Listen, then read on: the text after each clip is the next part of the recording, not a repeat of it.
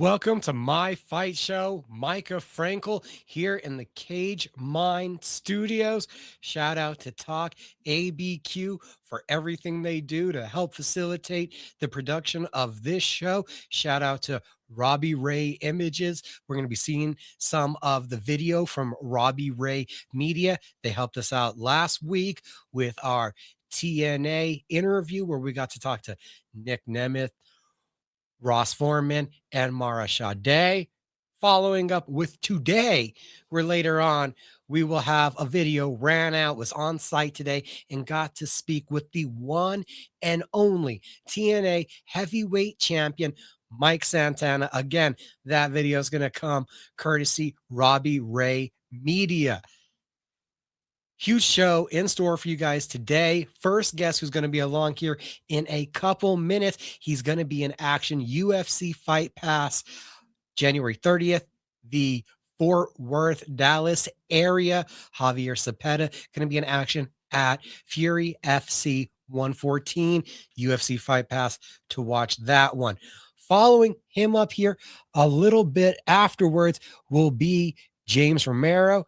James told us about his love of the gambling predicting side when he was on the Cage Minds live that he did alongside me and Robbie Ray. So we had the idea, let's bring in James Romero, Fit NHB's own, to talk about some previews and predictions to help us talk about UFC 324, the long-awaited debut of the UFC on Paramount this Saturday.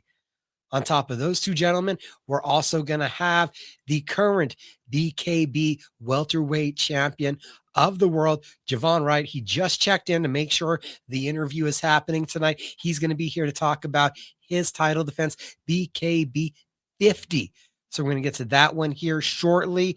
And also, we have Sergio Gutierrez, Fit NHB's own Sparta Combat League. He'll be in action January 30th. So we're heavy on the MMA today. We're going to be talking also with, and showing you that video earlier today, going to talk to Mike Santana, TNA Heavyweight Champion of the world, his company and himself debuting here in Albuquerque Thursday night. You can watch that one live on AMC. And Friday night, there's a taping. So you'll see that in the coming weeks on AMC. You want to be there live? We still have tickets to give away for Thursday night. Yeah, see, there's actually two of them. Don't worry. We're still giving those away. Trivia question time. One more time. No one answered it correct last week. Let us know in the comments who was the first ever TNA Heavyweight Champion. And you win, because we already answered the other half of last week's trivia question. Who is the current TNA Heavyweight Champion of the world? You guys could be there live to see one of the best pro wrestling promotions in the country. Huge, big things on the horizon for TNA. We're glad to have had these interviews the last couple weeks and be able to present them to you guys. Also, again, a shout out to Robbie Ray Images. Got a beautiful picture of Mike Santana already up quickly. Appreciate all the hard work he is putting in. Not to mention, shout out to Barber, Gabe's fades, keeping the hair tight, keeping the beard good. We get the beard product at barbergabesfades.net. You schedule your appointment. You also find your cherry beard balm from Barbers R Us on the website.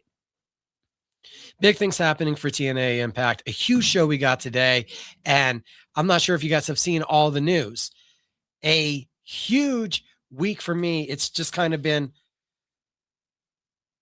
overwhelming is a word that I've used a lot.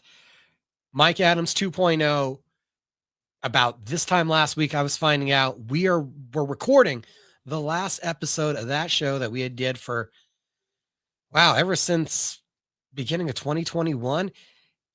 And that show ends with ESPN Radio Albuquerque 1017, The Team. The conversation led to the opportunity from myself to take what we're kind of doing here, what we've done on the website for years, and expand on it. Saturday morning, 9 a.m. to 10 a.m., we debut the first episode of the Cage Minds Fight Hour. We have My Fight Show. We have the Cage Minds Fight Hour now. Yes, earlier today, myself and Mr. Michael Carlisle did put out a new episode of MMA After Hours, full-blown preview of UFC 324, and also a good discussion about the recent comments from John Anik about how he would adjust the UFC should he be in charge. Tomorrow, we're going to have a conversation about the world of pro wrestling. You find that at Pro Wrestling After Hours, wherever you're finding these great podcasts. And of course, we have a lot to talk about the WWE. They have WWE Saturday Night Main Event this week, and we have the TNA debut to discuss, not to mention everything going on in the world of AEW. So much going on, so much media trying to produce for you guys in the world of combat sports and combat sports adjacent properties like the world of pro wrestling. That's my second love that we're getting further and further into. So this week, can tell you guys, be on the lookout. This Saturday, we will be having the first Cage Minds Fight Hour. First guest is already lined up, familiar to us, March 22nd. He defends his APFC welterweight title. The first guest out the gate to help me talk about UFC 324 on ESPN Radio, Albuquerque 1017. The team is going to be the gentleman, Jalen Fuller, representing Nobody's Villains. See that title defense coming up on UFC Fight Pass. So we have that to look forward to on Saturday. Not to mention, we will be live. The new start time. UFCs are now an hour earlier. That is an adjustment with the new broadcasting deal. So instead of here in our local mountain time zone, the 8 p.m. start time, it's 7. So 7 p.m., we're going to go live across the social media channels right here, how you're watching us now in studio. Robbie Ray from Robbie Ray Images, along with Ray Borg and his fiance, Mia Schmidt, all going to be here as we're watching along with that wonderful card. Who comes out with the UFC interim lightweight championship? Is it Patty Pemblett? Is it Justin Gaethje? We'll be here to watch, to share our thoughts, to have some fun, to do it with you guys this coming weekend. Looking forward to that one. We're planning to go live across the social media. And it's going to be a great opportunity for us to talk about the fighter coach relationship, how these two are as a couple, and we get to get into the plethora of fighters that Ray Borg is cornering January 30th at that Fury FC 114 card in Texas. We had Ian Varela and Andreas Quintana along last week. Previous to that, Ray Viza had broken news of his fight on that card. Be paying attention to the website because this week we do have special feature interviews. Been a while since something hasn't been on a podcast, but a couple minutes. The first interview with Hugo Gonzalez, and we also get Corey Winham. We were able to catch up with both of them at Borg MMA and Fitness. Be on the lookout for those special interviews. And also, hopefully going to get it up this week, was able to talk with one of the brightest up-and-coming collegiate traditional wrestlers we have here in the state of New Mexico, representing Dan Argueda's St. Pius team. Yes, the Valentin Papado interview will be coming out this week also. So we have a whole lot going on the website, a whole lot to get to here. If you've been to the website, you saw the massive news last week.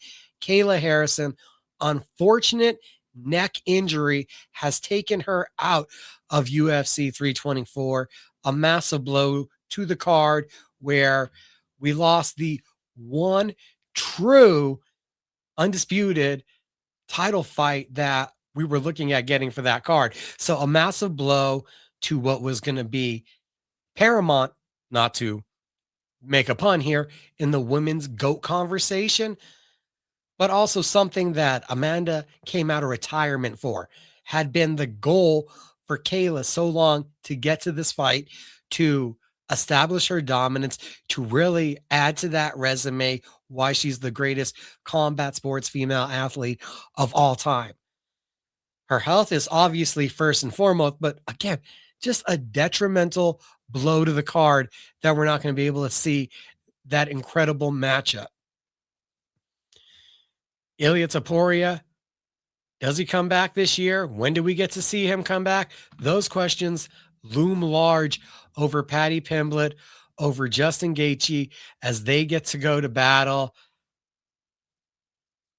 The storyline has been built up, and the narrative, if you've been following along, kind of feels like this is Paddy Pimblett's moment. If you believe in the building up, in the guiding of the career, in the path that was led and laid out, there have been incremental hurdles, steps up in the elevation of his opponents.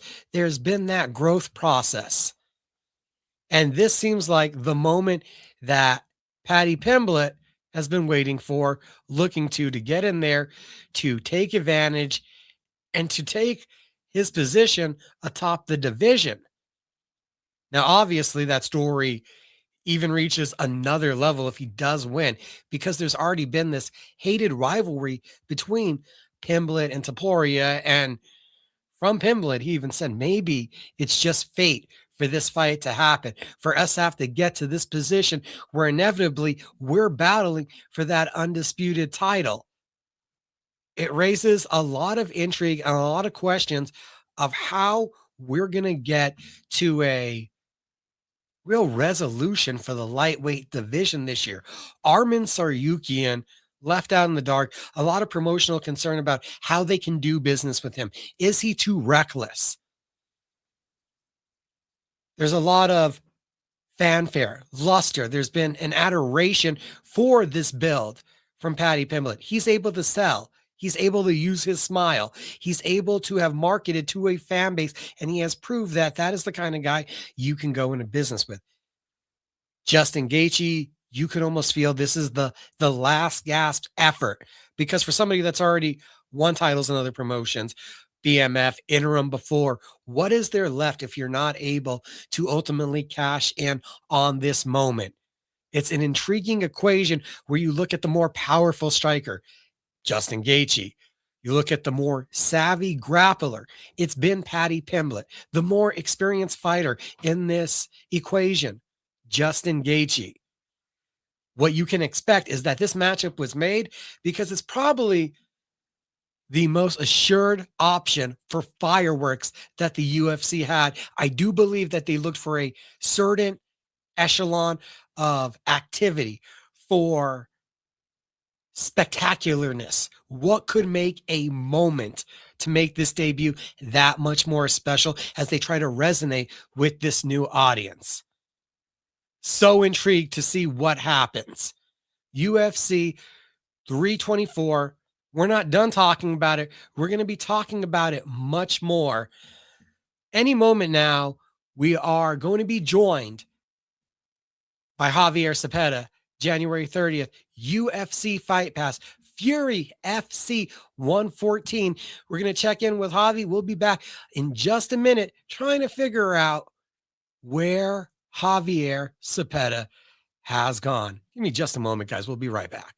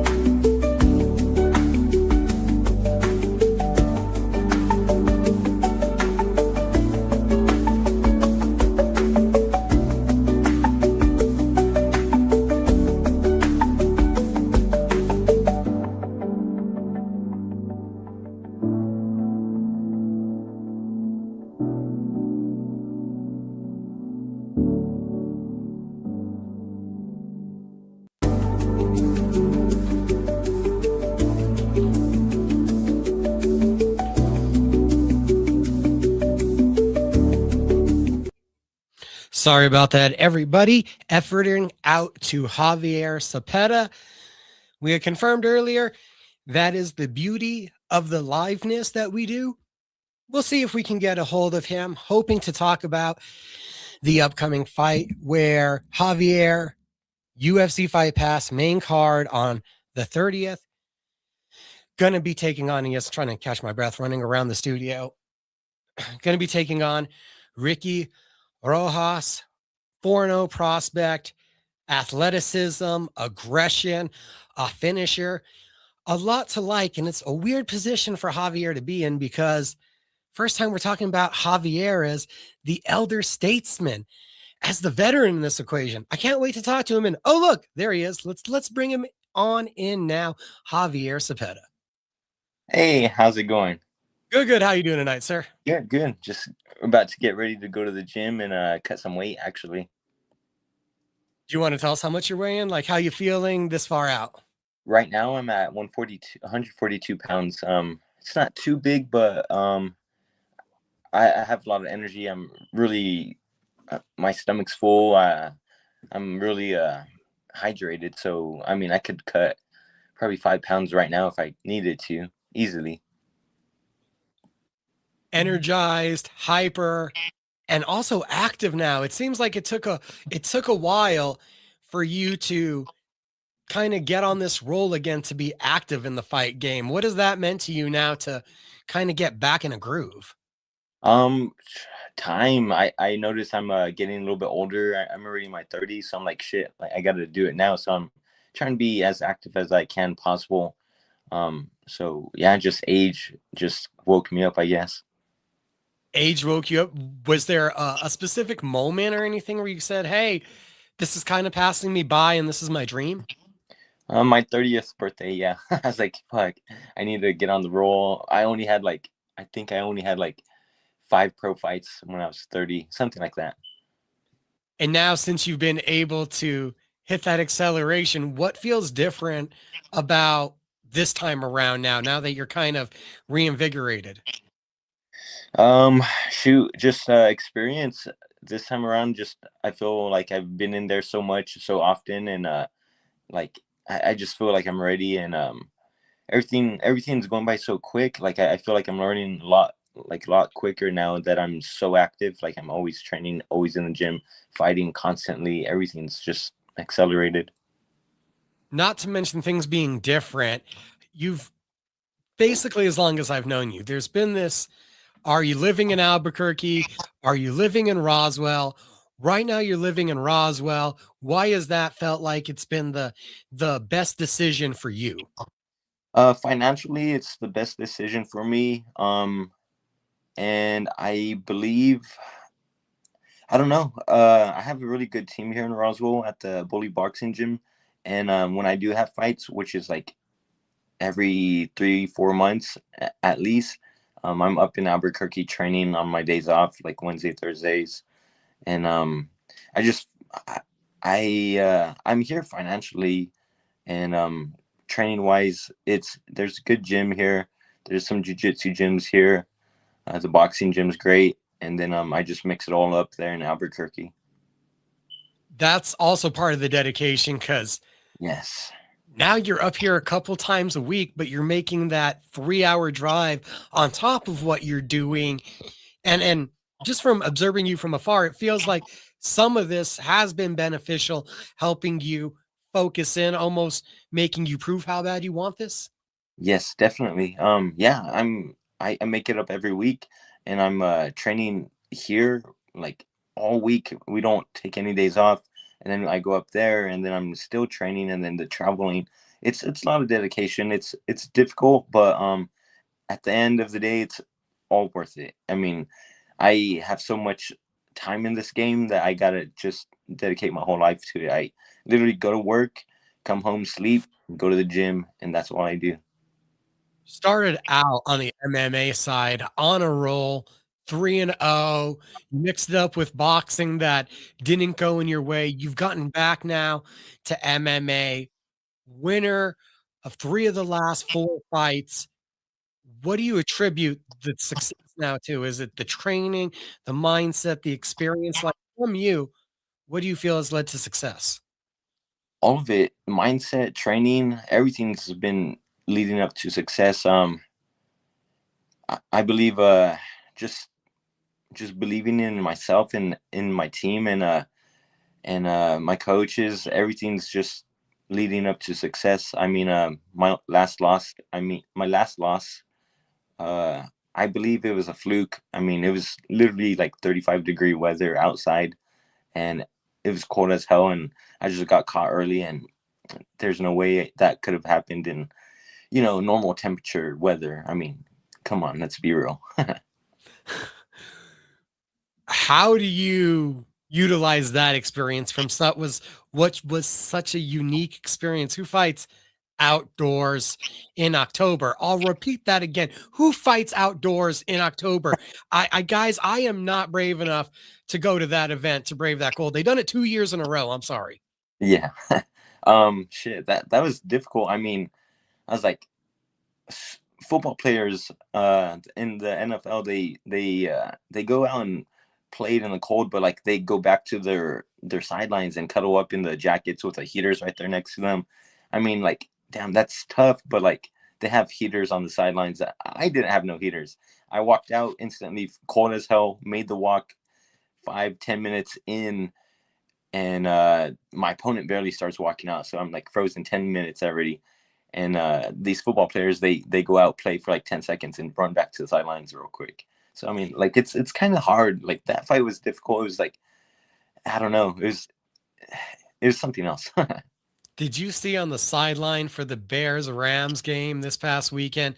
There was hot chocolate and chicken broth. I That's the didn't. electric lights you need, the chicken broth. Yep. Yeah, that was crazy though. So it's a unique experience. It's one of a kind. It's freezing out there. You still manage in the worst of conditions, though, to Yes. have a successful performance against John Calderon. It's freezing. What does that say to you when you're able to get a victory like that? Um, just gotta tough it out. Just gotta be a thug and thug it out.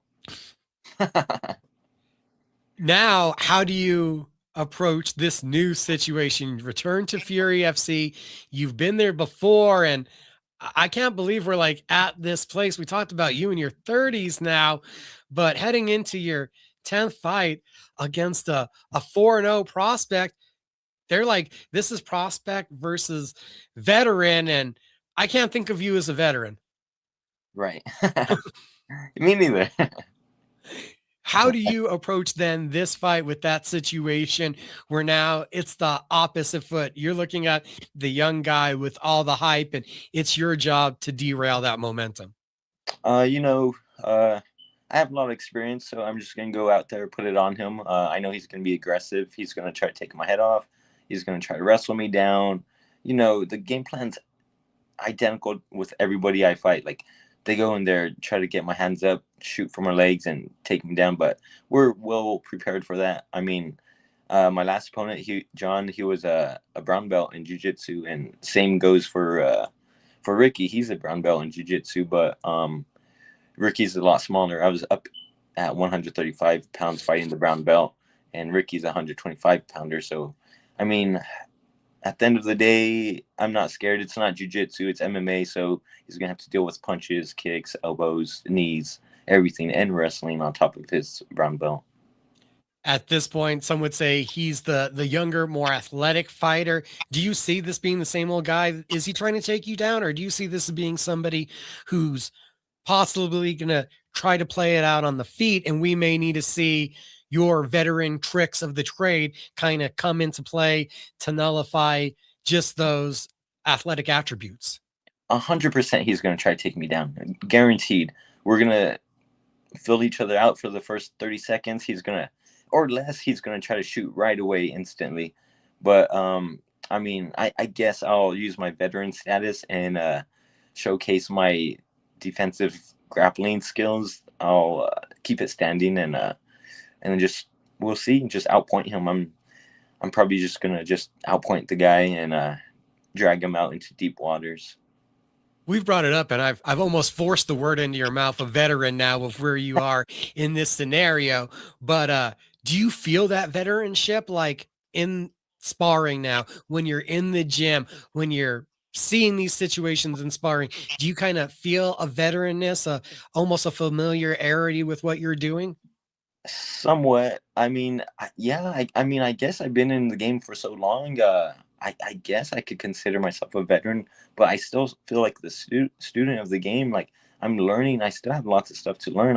I'm a white belt in jiu-jitsu, and uh, my teammate Ian, he calls me Sensei Hobby. I'm like, I'm not really a sensei or nothing, but I understand where he's coming from with that. You were all knowing compared to Ian. Ian's a cool guy. But I can understand where he would look at you as the sensei. But I love the mentality that you have, that you're a white belt. You never want to act like your cup is full. So I love that mentality. Yeah. It's true. It's all true. What has it been like now also? Because I know he's always been there for you. Whenever you've needed him, he'll pick up the phone. But your brother looks to have also a different enthusiasm about the game once again. Yeah, I'm so excited to see him get back into the game. He was supposed to fight with me on the card in El Paso for CFC, but I don't know what happened exactly. I guess his opponent pulled out. So he's been in shape since before October, like around September. He started training for the camp, or August maybe, I don't know. But he's been in shape for at least half a year, solid. And yeah, it's exciting to see him back into the game. He's a little bit older too, but I mean, like, man, he's strong as hell. There's no way. I don't see no one beating him in Fury. A moment ago, or a few minutes ago, you also had said confidence. That was something that's kind of taken to another level, or you've gotten more of as you've progressed. You had a stellar amateur run. We know about the amateur boxing. How do you now then have to reinforce your confidence? Like, I don't think many people would understand that, because the Javi a lot of us saw for a long time had tons of confidence. Still does. What do you mean has or had? I mean, I have confidence is key. Every fight I go into is I'm going to win. And I mean, I fell short a couple times. Uh, and I mean, I don't know. I feel like I should still be undefeated right now. Well, you were the one that had said, confidence was something that had taken to another level or had been key. Yeah. That's why I was wondering where or how that confidence was different from how it had been, or if there had to be a reassertion of it. You had brought up the word. I was just trying to dig into it. My bad. Yeah. I just every time I fight, it just always my confidence is higher and higher, and I know this guy is 4-0, 4 knockouts, I believe. It doesn't scare me. I have confidence I'll win no matter what.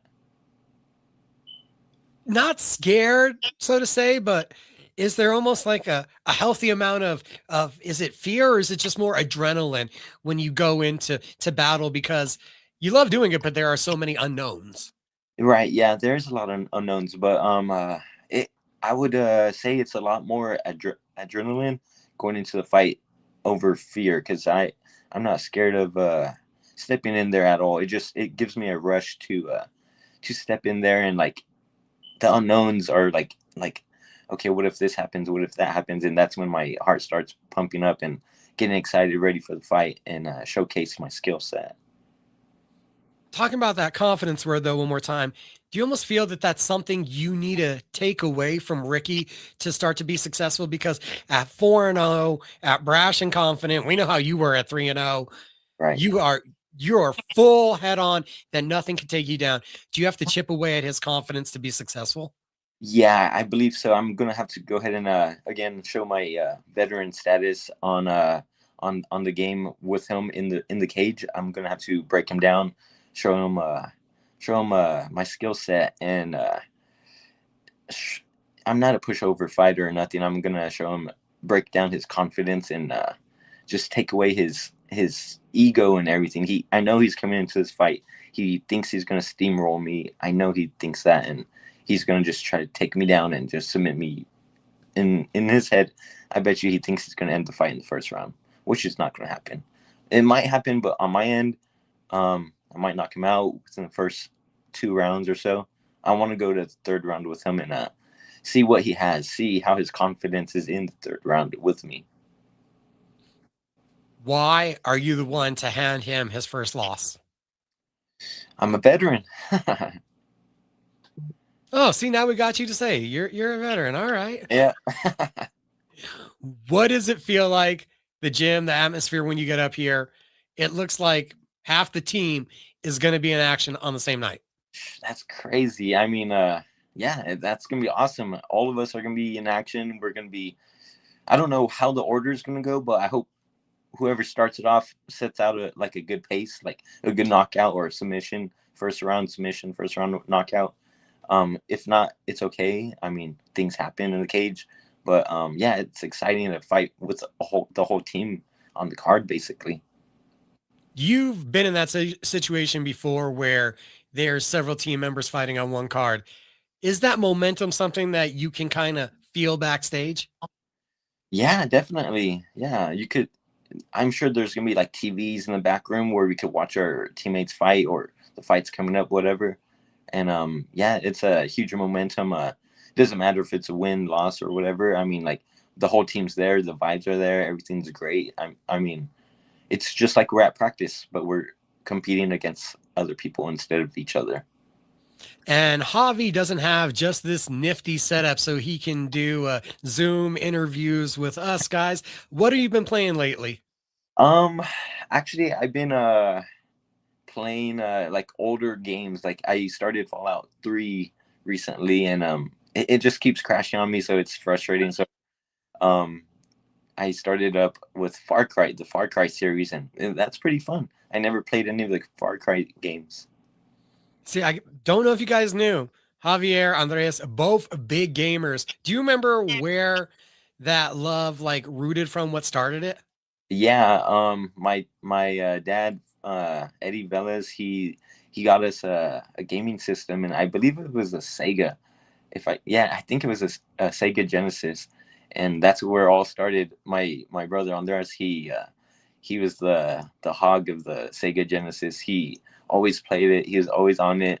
And then to quiet me up, he'd plug in my controller, not plug it in, but he'd put it right there, like under the system, and pretend I was playing with him. I'd be all, I don't know, playing the Sega Genesis with him, but not really. I just had the controller in my hands, and it wasn't plugged in. We all did that to the younger kids. I hope my nephews aren't watching and learning any new secrets right now that they were surprised about. Or you Yeah. take the batteries out from the Xbox controller and you kind of flip them around. Yeah. I'd have to say, I think it was Sonic 2. You know how back in the day you'd buy the Sega and you'd get the free game with it? Yeah. Yeah. Yeah, Sonic 2, I think, is the one that I got as a kid. Oh wow, nice. I don't even know what I was playing. I think it was Mortal Kombat. Nice, nice. One of the classics. So we'll leave on that one. Mortal Kombat. Who's your character? Uh, oh man, this is gonna be terrible. But the one that looks like Scorpion but blue. What's his name? Sub-Zero. Sub-Zero. Yes, there you go. That's my guy. Of course, the guy that's stone cold, Javier Yeah. Cepeda over here, is a Sub-Zero guy. Do you have the leather jacket? Is it always with you when you leave for fight week? Shoot. It's right here next to me, actually. When did that love actually? I can't let you go after the Mortal Kombat question. When did this love of Stone Cold happen? I didn't know that you had this love until I saw you walk out with the vest one day. Really? Wow. Man, I've always been a Stone Cold Steve Austin fan since ever since I was little. I was like in diapers still watching him and clashing beers together. And I actually got Goldberg mixed up with Stone Cold, and I wanted to watch Stone Cold. And then my dad, he was like, "Hey, look who's on TV!" And then it was Goldberg. I was like, I don't like, or I thought it was Stone Cold, but like in my mind, I don't know. I was always mixing them up. Dude, love pro wrestling. We love MMA, and we are so excited January 30th to see you on UFC Fight Pass at Fury FC 114. Yes, sir. You have a good night. You too. Javier Cepeda. We thank him from the time. It was great getting a chat with him. We'll dive into that pro wrestling fandom a little bit more another time. It was great getting to talk with him tonight. The whole Borg MMA and fitness team is going to be in full effect and represented January 30th in Dallas, Texas, UFC Fight Pass, Fury FC 114. Checking the time, we got about 10 minutes until James Romero joins us, and we'll be talking a little bit more UFC 314 or 324, excuse me, not 314. That was a while ago. 324. And he's going to give us his best bets and predictions coming from the fighter. Last weekend, as we're getting ready for the first UFC event of the year, last weekend, we had the first BKFC event of the year. Wasn't on the BKFC app. This one was a DAZN special. It lived up to the hype. If it felt familiar, well, it kind of was, because it was back-to-back events for BKFC at the Mohegan Sun Arena there in Eunice,ville Connecticut. But what went down inside of that ring was anything but routine or ordinary. It was extraordinary, like you always get with the blood and guts of a title on the line with BKFC. Dustin Page edges out Julian Lane in an all-out war to capture the BKFC Welterweight Championship. We have a full article up at cageminds.com. The decision in the sudden death overtime round. 5 rounds, not enough to settle it. Page with the beautiful overhand hook left, knocked down, catching Lane, backing up with his chin in the air in the first round. Not sure how Let Me Bang was able to survive, but he did. He turned up the aggression, and in the latter stages of the second round started to fight back to where the judges see him taking that third, fourth, and fifth round. I could have seen this one ending on the scorecards and a new champion being crowned inside of the distance. That didn't happen, and the momentum continued on for Lane in that overtime round. But in the moment that stole the show, a crushing right hook rolls the eyes back. Page has his moment, and if we have a couple more seconds on the clock, Page might have been able to stop Lane, who has some almost like Wolverine-esque recuperative powers to be normal by the time the scorecards are getting read, to be disappointed, to fully be aware of what happened. But the two most crucial, biggest shots of the fight came from Page, even though you saw the lacerating blows, the new diagonal cut over the right eye of Page that will always have him remembering this night, and probably a jaw that has to be wired shut. He fights through all that to win the decision and take the belt. But unfortunately, with that broken jaw, it could be a while before we see Page, and I wonder if a interim or new champion is just outright crowned because of how long he could be sidelined. Co-main event, the former boxing world champion 2 times, Jamel Herrig, looked completely at home in his BKFC debut. Maybe it took him around to wipe his feet off on the doormat, but once he stepped in and sat down on the sofa, he looked right at home, calmly outclassing Matt Guyman. Guyman, getting shut down with his awkward entries, dramatic movements, was attempting to do what he could to disguise and distract Herrig so that he was able to get on the inside, but it was to no avail as the sharper, faster fighter looked to be more composed, getting it done. A flawless transition to taking off the gloves. The Joy Boy, yes, the current BKFC champion, for Christmas said he wants Mr. Herrig, and I think that's where we're going. The dramatic one-side victory will now propel into title contention. Justin Ibarola has definitely earned with winning the title in the fashion that he did over Ryan Reber to get a big time fight like Jamel Herrig. But I don't know if you can be ready. This is a different game, but Herring did the second best job since Austin Trout of turning bare knuckle fighting into a pugilistic looking effort. He made this not just a raw aggression, damaging sport, but he was able to show the finesse. He was able to show the technique. He was able to show defensive responsibility. All staggeringly impressive for a debut where a lot of fighters and a lot of boxers have been caught off guard the first time they're stuck in this smaller battleground, the first time they are hit with a bare knuckle. Not him. Kudos to the former two-time boxing world champion who looks to now be establishing himself as a real threat here in the BKFC. Rico DeSulo stays perfect. We also had the same for Gumere Viana, both now 3-0 and doing it in spectacular fashion, whether it's a devastating jab as it was from Viana, the Brazilian, one of the many Brazilians now calling Connecticut home, absolutely devastating, or it's DeSulo picking apart Ashton Caniglia. Both of those spoke volumes, just like Raz Hilton rallying from the knockdown, getting back up to stop Branko Bushwick, and Trey Martin stealing the show, bleeding everywhere to gut out a split decision win in what was a nasty gash. BKFC 86 delivered exactly what bare knuckle fans expect. Blood, grit, and moments that decide careers. Moments that take this to the next echelon. Full results, full article up at cageminds.com. February 7th, we will have BKFC Knuckle Mania 6 watch along here live in studio.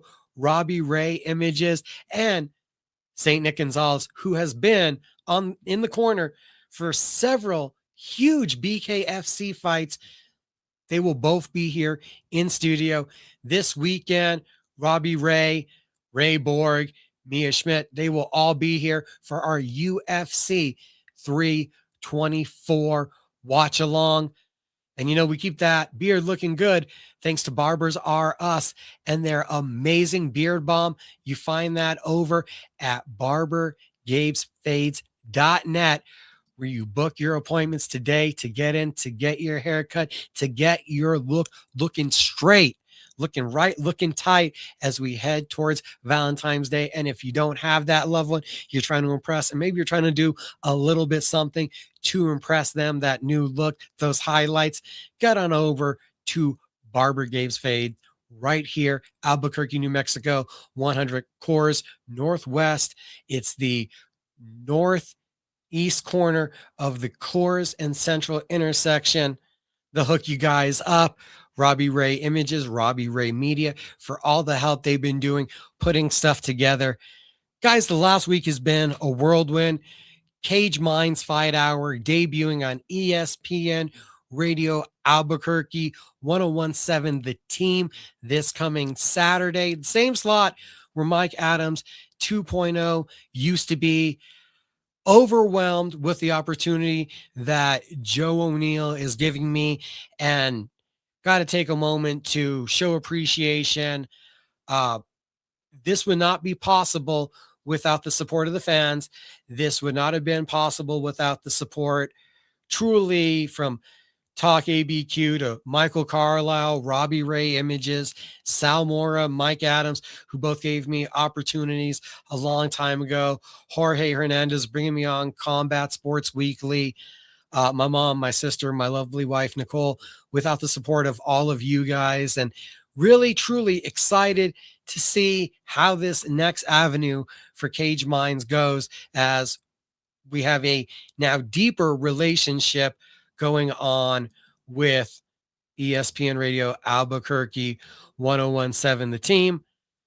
Looks like he's a couple minutes delayed on his way home still, but here in a couple minutes, we will have James Romero, joining us to talk about UFC 324, the bets and predictions that he's liking. Was talking about BKFC. Again, the full recap for that BKFC 86 is up at cageminds.com. On that broadcast, they did have breaking news. BKFC, as it already has taken over some of the Bellator contracts, as we're seeing at Mohegan Sun. Another one, Bellator heading to Honolulu, Hawaii. Last time I could think of a major combat sports event in Hawaii was Bellator. Well, Honolulu, Hawaii, April 11th, you do get some BKFC. BKFC today on the Bare Knuckles Show. Shout out to Brian Sosha, who I had to call to tell him about my fight show and also about the Cage Minds Fight Hour.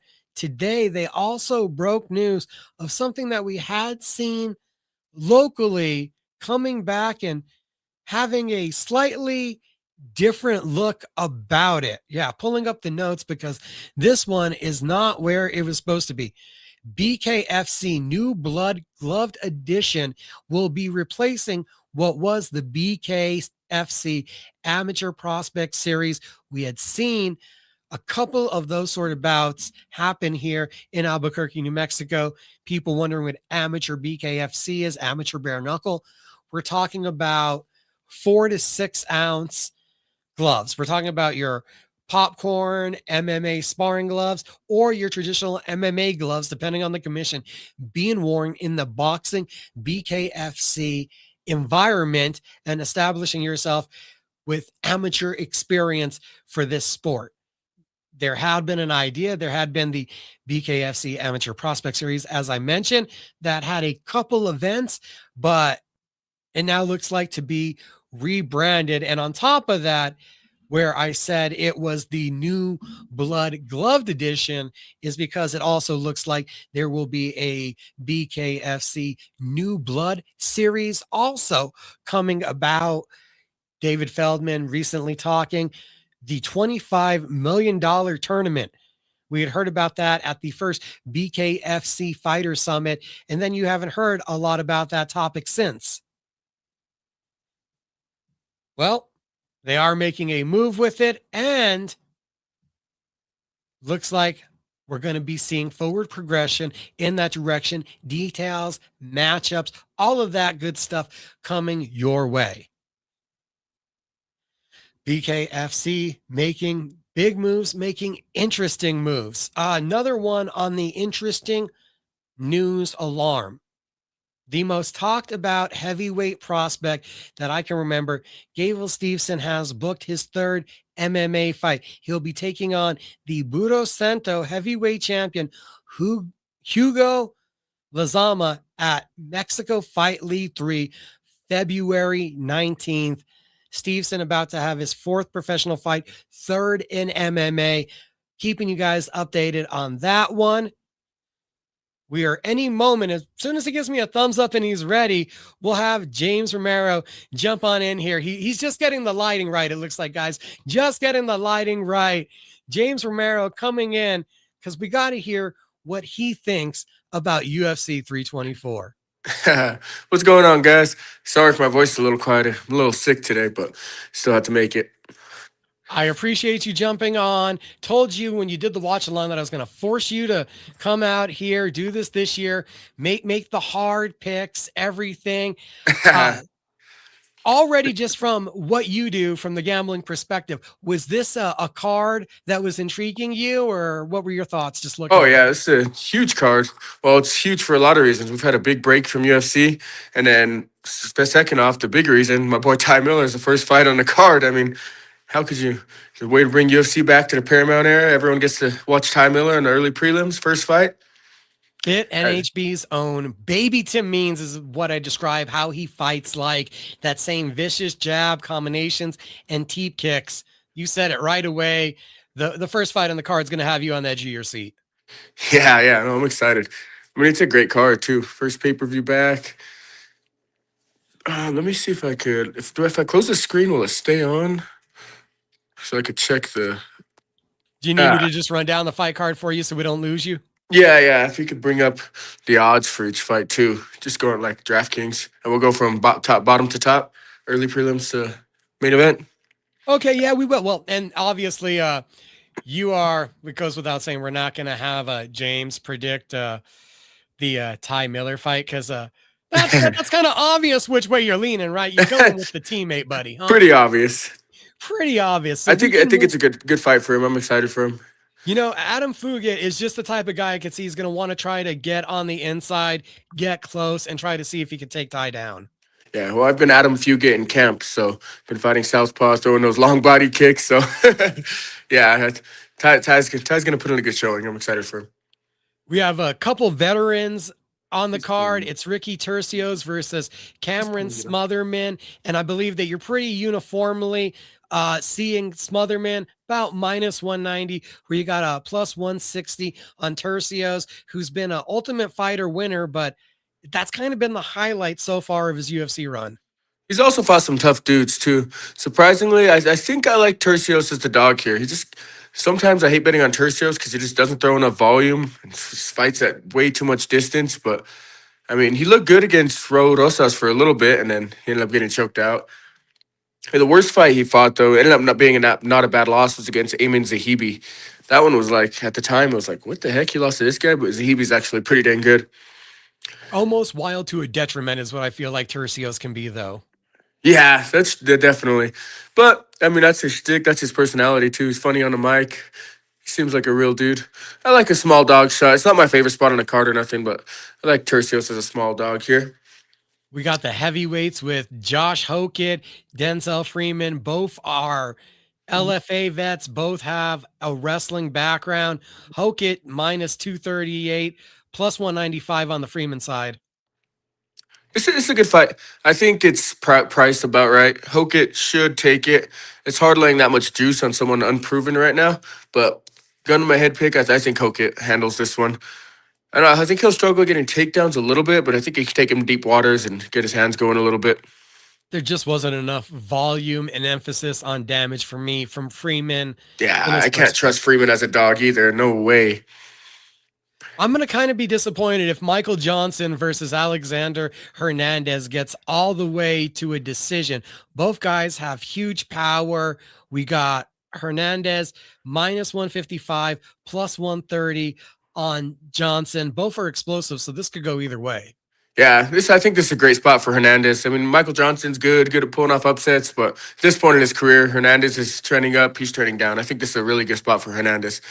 I like laying at minus 155 for Hernandez for sure. Charles Johnson will remind us all week. He has a win over Joshua Van. He's taking on Alexander Perez, and he's a minus 185 favorite to the 154 on the plus side for Alex.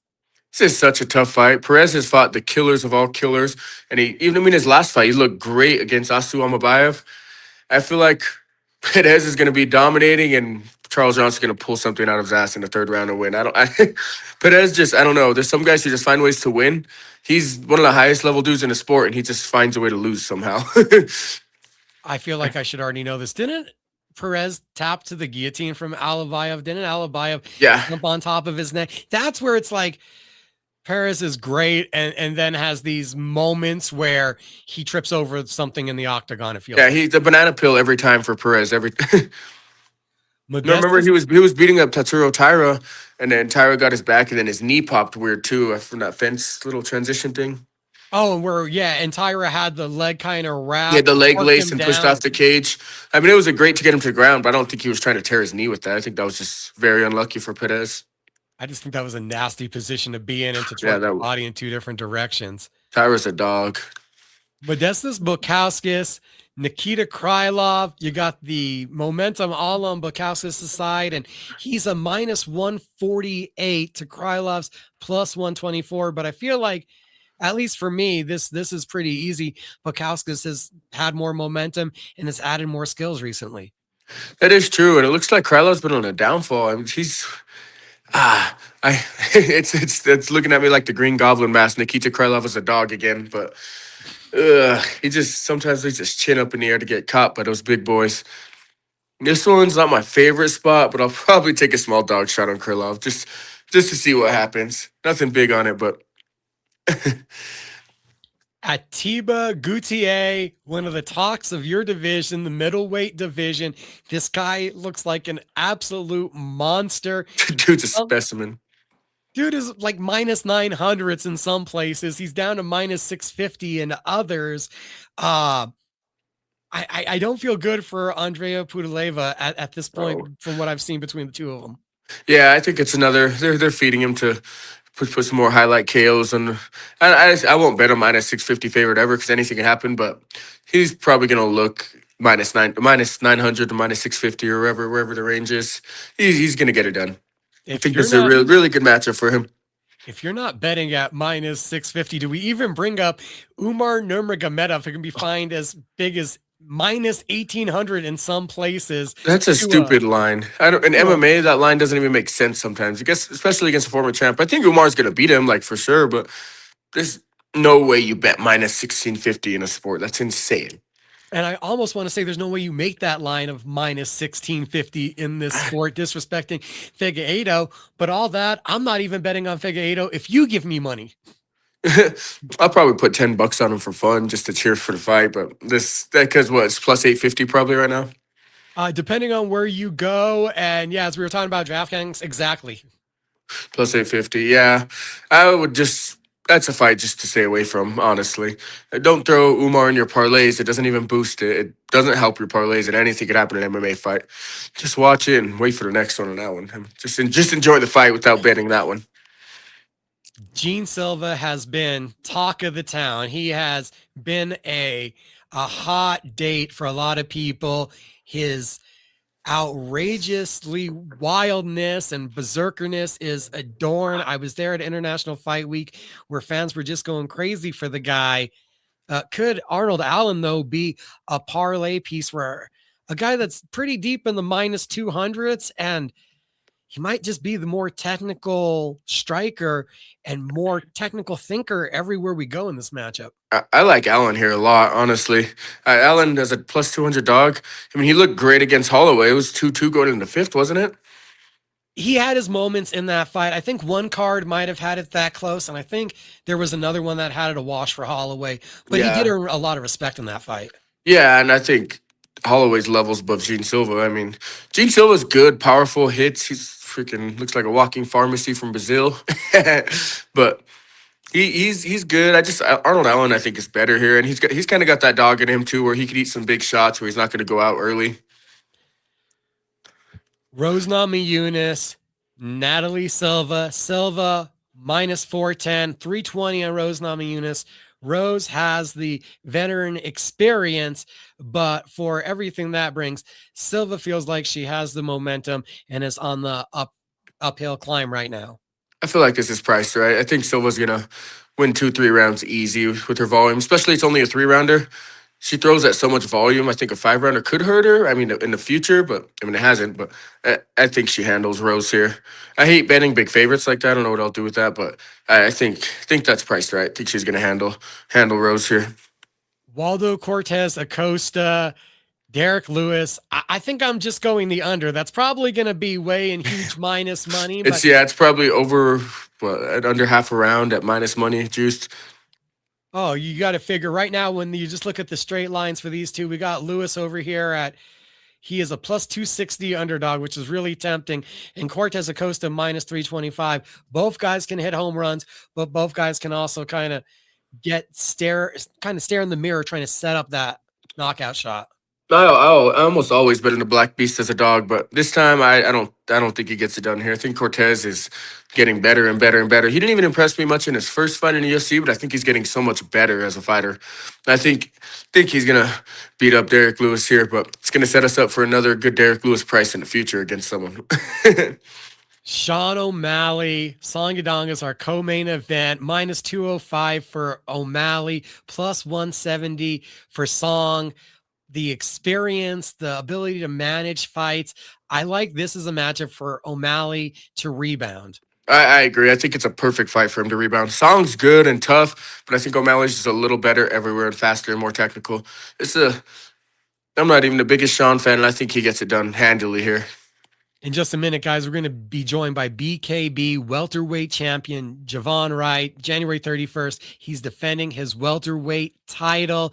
Talking about the main event, though, first, interim lightweight title. Justin Gaethje, been there, done that, had this belt before, a WSOF one, a BMF one. The man has put together so many highlights, and he's a plus 190 underdog to the minus 230. Paddy Pimblett, who I said it earlier today on MMA After Hours, we might see this guy get to the title belt without ever beating anyone under the age of 35 in the UFC. He has the most padded, gifted layup fights in the UFC, Paddy. I think this line's wrong. I think he could win. I think it should be a coin flip fight. The odds should be even. I'm going to bet Gaethje for sure at those odds. That's just insanity to me.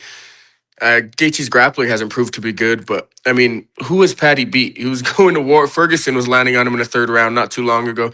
He hasn't beat anyone coming off a win. He lost to Jared Gordon. Now, I bet on Paddy that fight, and he lost that fight. Somehow got a split decision.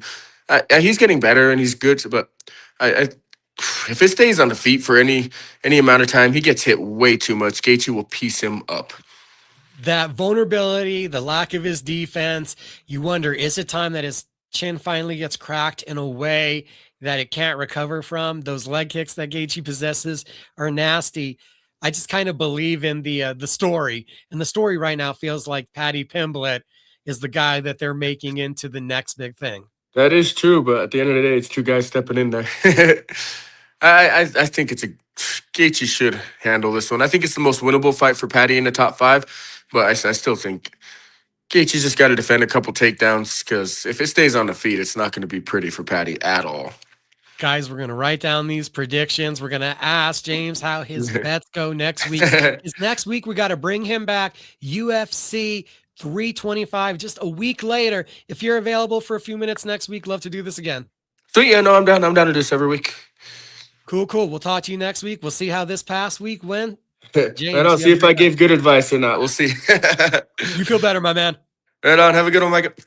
You have a good night. Later. James Romero, Fit NHB, an up-and-coming middleweight, giving us his outlook on the bets and picks for UFC 324. I said he was going to be along, and here he is. We have BKB royalty. The champ is here. We bring in the Wolfman right now. How you doing, man? How you doing? How you doing, sir? Javon Wright, how you doing tonight? I'm all right, and yourself? I'm doing well. It's good to hear from you again. Good to see you again. And man, BKB picking up some steam, some momentum now on Vice TV. Have you had the opportunity yet to rub elbows with all these new VPs the company's been hiring? Not all of them, maybe one or two, so I'll probably get a chance to rub elbows with them once we get to Miami. So we'll see. From the perspective that you're in, from this position, from being a champion, from seeing all these announcements, what is your kind of take on it, and what's the excitement that it gives you? I really can't explain it, you know what I'm saying? I just love to get the chance to perform in front of the crowd, in front of the millions of fans on TV. So I'm just happy to be there to perform for everybody, I thought it was really interesting from a company that had a strong year last year and really started to make the name bigger, that notoriety. The Vice TV deal, I think, took it to another level, and really seeing all the additions. We got an Alberto Blast, and then you even see like the infrastructure ones. It's been amazing to really see this company put forth an effort to take it to another level.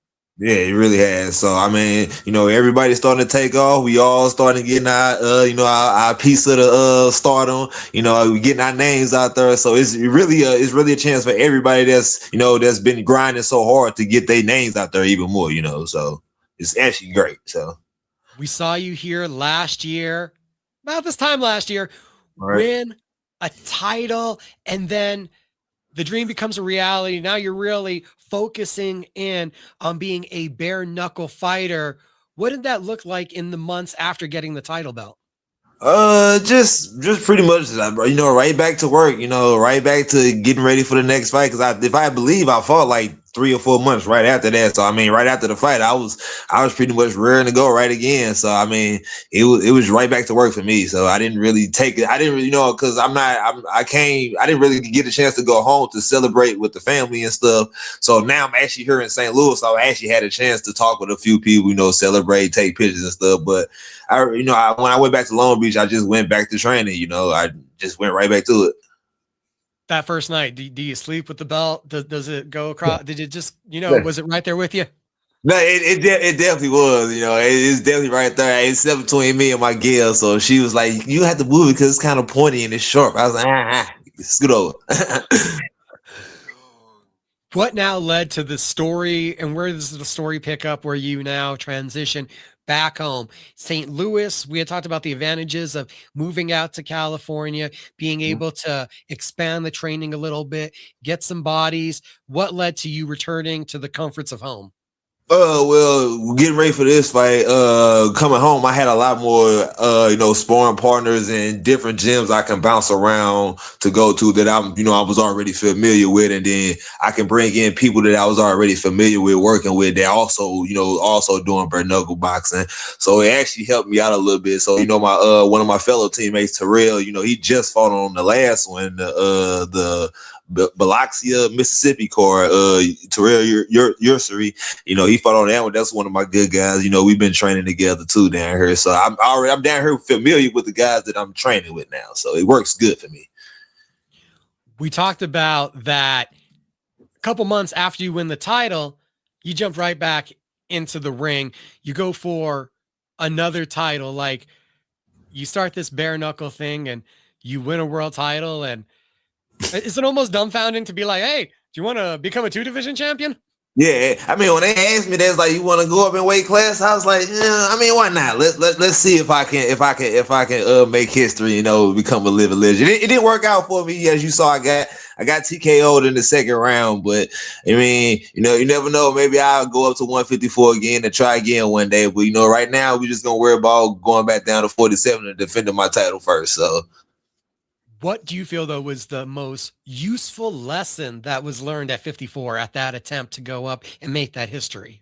That they definitely hit a lot harder than we do at 47 for sure. What does that do then? And now what are your focuses have been on in training, and how do you become this ultimate bare knuckle monster that you want to be? It's been a lot. What can I say? A lot of hand fighting, pretty much, because that last fight I literally got caught with my hands down, like up to the whole. You remember from the start of the fight up until when I got caught, I was pretty much winning the fight, and I just got overzealous and I dropped my hands. So it's been a lot of hand fighting in this camp. Keeping them hands up, steady moving. Keeping them hands up, steady moving their head, and whatever you do, just keep that hand up. Does it feel like now, having had the couple experiences, that this is what you thought it was going to be? You thought that this was going to be the sport for you? Oh yeah, definitely. What I mean? We grew up doing this. You know what I'm saying? Like, this basically just going back to fighting on the streets. We just getting paid for it now. And what is it about that bare knuckle, this atmosphere, not just that comfortability and familiarity, but what is it about this environment that is made for you? It's just the pureness of the sport, It's just basically 2-man, bare knuckles, no gloves. It's either I hit harder than you or you hit harder than me, and at the end of the day, we both gonna be bleeding at the end of the day. I love it. And it's not a whole many of the experiences, but you've at least had 3 of them. Or 4 of them, excuse me. Does it get more comfortable being in that triangle when you're in this close environment? Because the first fight, I almost feel like it goes out the window. It's such a new experience, but once you start to get acclimated to it, now that you've really had those other 4 fights, do you start to get comfortable with the dimensions, the battleground, how close your opponent is to you at all times? Yes, you do, and then you also get used to the punches. After a while, it's to the point where like I barely even feel the punches anymore. You know what I'm saying? It's just sometimes it don't even be the punches hurt. It's just like you just get caught with a good one. You like it didn't hurt. You just caught me real good. You know what I'm saying? So it's just I mean everything about the sport you can definitely take from it. Like as far as like from my first fight, with Duran, it was pretty much me fighting on pure instinct, just going in there, just trying to survive and trying to win the fight. And then from this fight, I've slowly been taking it. You hear me one time at a time. And at the second fight, I was a little bit more methodical. I put everything together. And then then my last title fight, it was horrible. I didn't show out like I really wanted to. So I mean, you can take bits and pieces from each fight, but it's a learning process, and I love everything about it. It's a learning process. When you put it together like you did with the 3-fight win streak, how much understanding is there, do you think, that was realized in having that success? Like, as you're having the success, how much are you realizing that you're now understanding the intricacies of this sport? Because MMA, boxing, a lot different from this one. True. I mean, yeah, because like you said, it's definitely a lot different because with this you can grab, but at the same time, like with boxing, you can grab, but at the same time you can't hold on for too long. But at the same time you can box, but at the same time you can't grab. It's really like one of those things that you gotta. I don't really know how to explain it, man. To be honest with you, it's one of those things like it's kind of like MMA and it's kind of like boxing, but it's its own thing. You just gotta find what works for you inside that ring. You know what I'm saying? Like it's really your own thing for real. I just something I found I was actually good at. You know what I'm saying? In that uniqueness that the sport of bare knuckle presents, how unique then do you have to make the sparring environment? Because you can't exactly spar bare knuckle. You need to do it gloved for the hands, but the gloves also kind of inhibit a little bit of what you want to work on with the clinch. So how do you have to kind of hybrid the boxing sparring for bare knuckle? Easy. I use MMA gloves, but I use the thicker side gloves. The MMA's, but they're real thick on the top, and we basically use those for basically just sparring. Basically, that's as close as we can get to no gloves, but with gloves at the same time. So I do a lot. Yeah, the 6-ounce popcorn gloves. Yes. So yeah, I do a lot of sparring in those to get as close to bare knuckle as I can without actually punching somebody in the face with no gloves on at all. You tried the Long Beach experience and now you're back home in St. Louis. Is this something that you're going to be traveling back and forth? Do you feel you're going to just kind of keep camp here at home now? What are you doing? I'm gonna definitely be doing a little bit of both. It's just I know for this guy that I'm fighting, Dan, coming home would definitely be a better option for me because with his endurance and he's always on that gas pedal from the fights I saw. It's been a lot of Shark Tanks here at home, like a lot of different bodies. Like here, 3 minutes new person, 3 minutes new person. Somebody new. I hear me. I know here in St. Louis, I can go to different gyms and get looks like that with different people. Just in the short term, we look at Dan and you can see his last 5 wins looking BKB, BYB, back to the old school name, everybody. 2 wins last year, comes from the UK. He comes from that tradition of bare knuckle, from the country where they kind of kept it going a bit longer than us. What have you seen in his game that sticks out to you that's different from what you've seen from these opponents you've already fought? He's a real strong body puncher. Like he loves to go to the body. So I mean, I've been doing a lot of blocking to the body because I've seen a lot of his fights have been finishes by body shots. So yeah, that's definitely one of the biggest things we've been working on in this camp.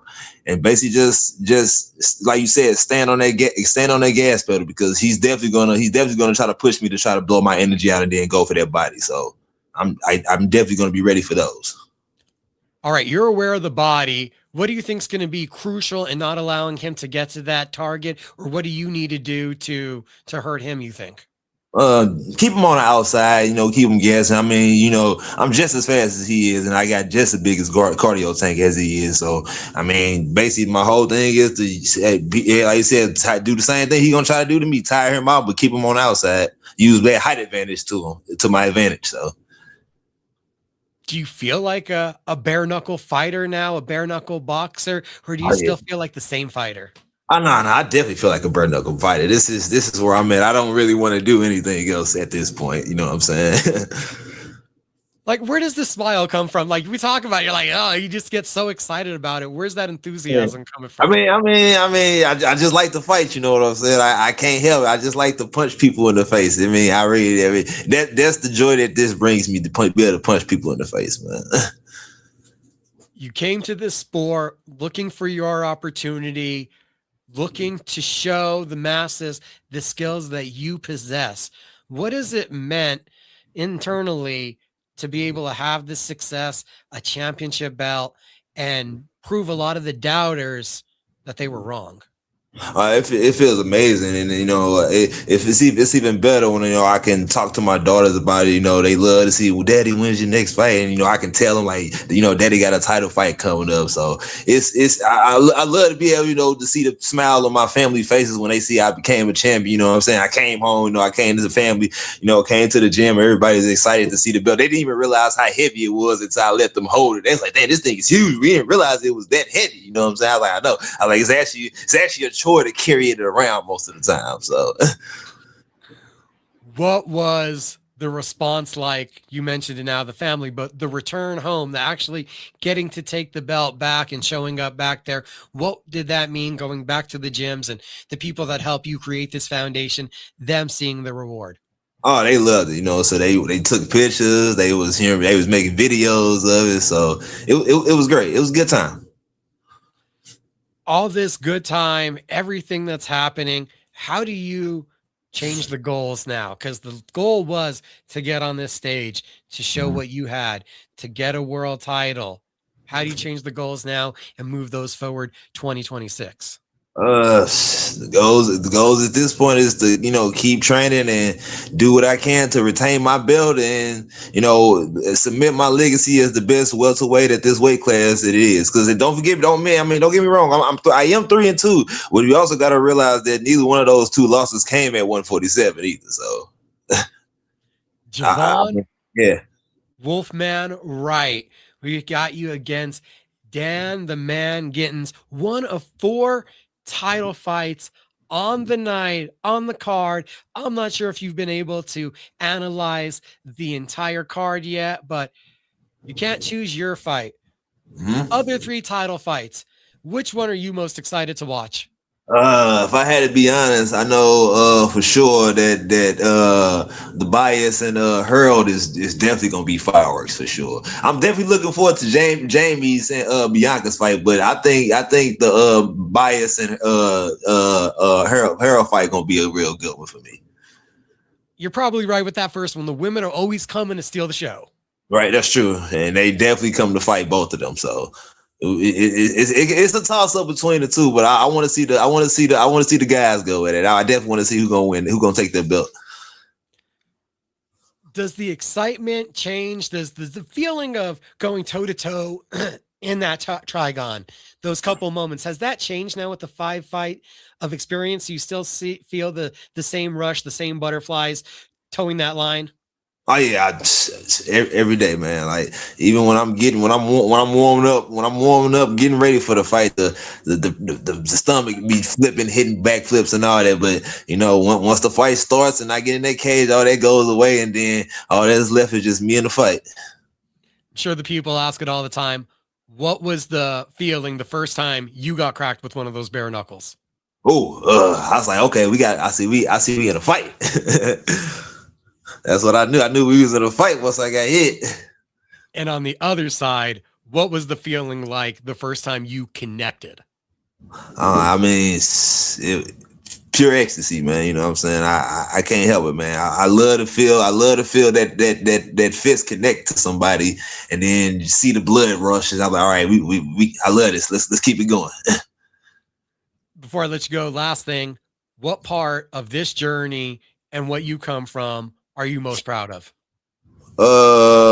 Being able to put on a show for my family, coming from where we come from, St. Louis, poverty city, as bad as it is. And I'm not saying I completely made it out, but I made it out enough to where I can do what I want to do and make my money doing what I want to do and showing out for my family. Like I give them something, I give them a family member they can talk about, hear me when stuff comes up and I come home and I can enjoy my family, you know what I'm saying?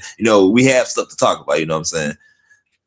Miami, Florida, beautiful backdrop, BKB 50. Not too far away from your area. It's not right there in St. Louis, but at least it's just down the road. Beautiful backdrop. Everybody tune on in because it's Vice TV.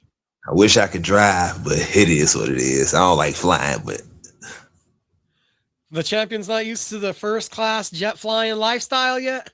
Nah, not yet. Not yet. I like to keep my feet on the ground. I got a fear of flying, so I would love to keep my feet on the ground, but sometimes you got to do what you got to do. Not to mention, I'm sure it's a mission going through TSA with that title belt. Yes, every day, every chance. People want to look at it, ask 1,000 questions. So I mean, it's all fun though. I don't mind, Gotta thank you for the time tonight for joining my fight show. All right, I appreciate it. And I want to give a shout out to my sponsor, Cigar Hill Company. We'll be in there for that title, baby, January 31st. I love y'all. See y'all soon. Let's get it. We'll talk to you again soon, sir. All right, thank you. Appreciate you. Wow, tonight is just flying by quick as all can be. We already had Javier Cepeda, Fury FC 114, January 30th, January 31st. Let me make sure I'm right. Yep, exactly. Miami, Florida, Vice TV. That's where you can watch the BKB 50 if you're not going to be there at the James L. Knight Center. And not to mention, again, big shout out to James Romero jumping in, his predictions, his picks. Don't worry, guys. I'm going to go back, watch this, log all those down. We are about 7 minutes away from Sergio Gutierrez joining the show. Sparta Fight Night 27, the Fit NHB flyweight in action again. We are going to be talking to him in just a minute, and I'm probably going to take 60 seconds just so I can catch my breath.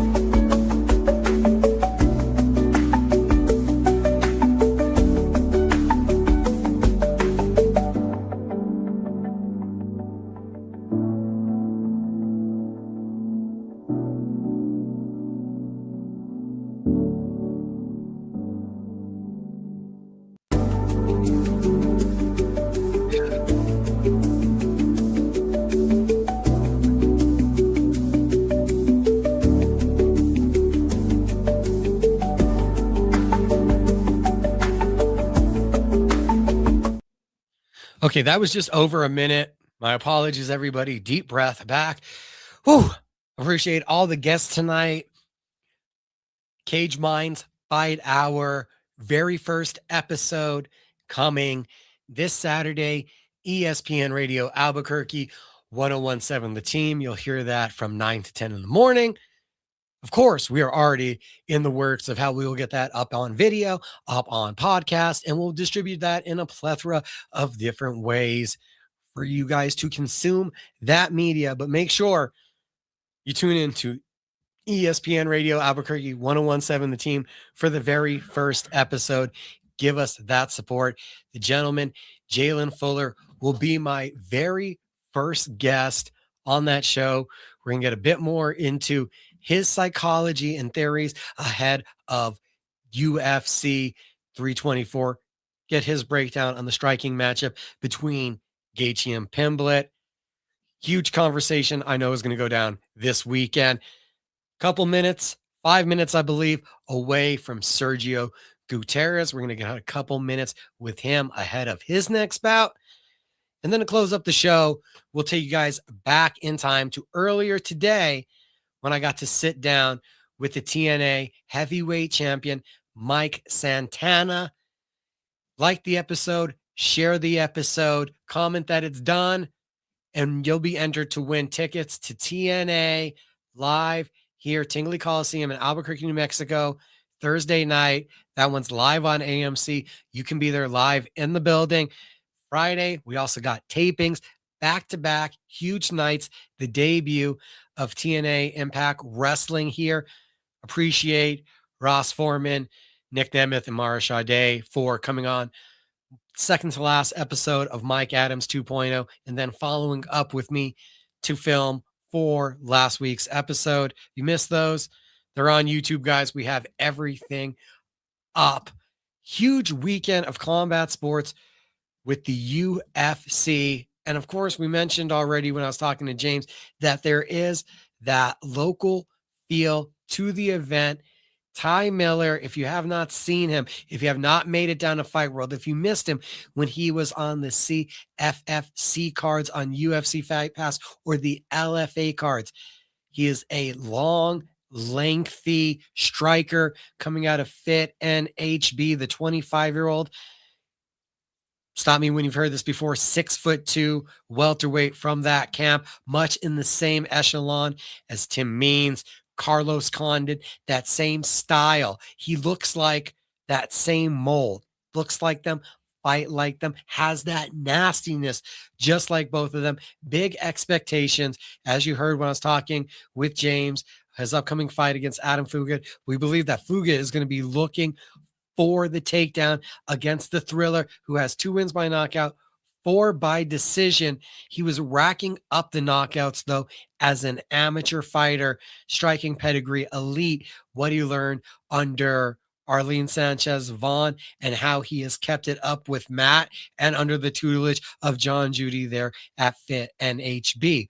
Also on the UFC 324 card, talking about the local side. That's where the 7-0 heavyweight Josh Hokett resides, the former San Francisco 49er. Yes, the California native, but he does get his work in out here in the 505 at the Jackson Wink Academy. He's going to be taking on the former LFA heavyweight champion, a serviceman in his own right. Denzel Freeman also has a wrestling pedigree in his back pocket, but so far, we haven't seen that elite level thudding power, and there's been huge, almost disrespectful aggression, you nearly call it, that Hokett has positioned with putting his wrestling into full blast offensive effort. Not here wrestling just to hold a position or tire his opponent out, but wrestling to an assertive nastiness offensively. And that's why kind of see him as the favorite against a Freeman who was a little timid and a little more reserved in his debut. Hokett, almost to, like we said, a disrespectful manner, wants to make an impression and wants to make it quick in this heavyweight division. So you have 2 bright prospects from the New Mexico area on display here for the UFC 324 card. Coming up in just a moment, we got Sergio Gutierrez gonna be available. Fit NHB, brother of Hondo Gutierrez. We had Hondo on before. Hondo gonna be back in action here 2 weekends away. CFFC, that's on February 8th, up at the 2300 Arena in Pennsylvania. Sergio, for being the younger brother, just kind of got the reputation, guys, as he's the meaner one. We're just like a nastiness, where Hondo has this already a 14-second knockout in his last fight and assertiveness to him. Sergio is just almost nasty and mean, violent striker. And that's the perfect way to describe him as we bring him in right.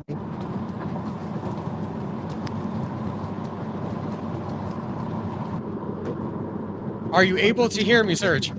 Yeah, I'm able to hear now. Oh, cool. There you are. How you doing? Good in yourself? I'm doing well. I was just telling our audience about, well, you and your brother are both killers. We might consider you to be the meaner one. Yeah, for sure. You both have grown up in this martial arts system around Fit and HB, but how do you get the distinction of being the meaner one? Like, explain that to everyone. I don't know. It's just something about always the little brother. I guess I'm just the meanest. Brother's known for being more calm, more collective. I don't know.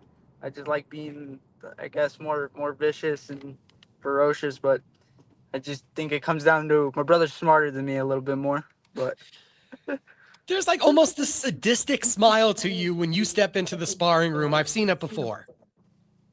Yeah, you know, I always tell my dad, no mercy on anybody who's trying to hit me, and I'm trying to hit them, so no mercy. Was that a philosophy that someone instilled in you, or is that your philosophy?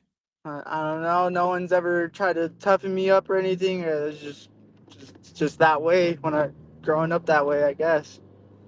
Do you remember the first time you had those thoughts? Probably, I think the first time I've ever fought was about when I was 7 years old. So I'd say about then.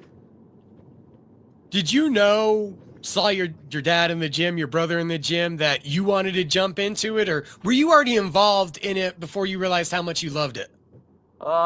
So I remember when we first went to Fit, I was about 4 years old, and I was too young to join practice. And I remember that whole year, I just had to sit there and watch my brother practice. And I remember I begged and I begged and I begged to let me practice. And then the day finally came where they said I could do practice, and then I hopped in at the age of 5. Doing this since 5 years old. Instantly just in love? Yeah, I don't know. Yeah, I'd say pretty much. I mean, I've always loved the fighters like Chuck Liddell, growing up watching them, Anderson Silva. We've always watched UFC fights. Just Dad put us in there so that way if we needed to defend ourselves, we knew how to defend ourselves. And I don't know, we fell in love with it after all.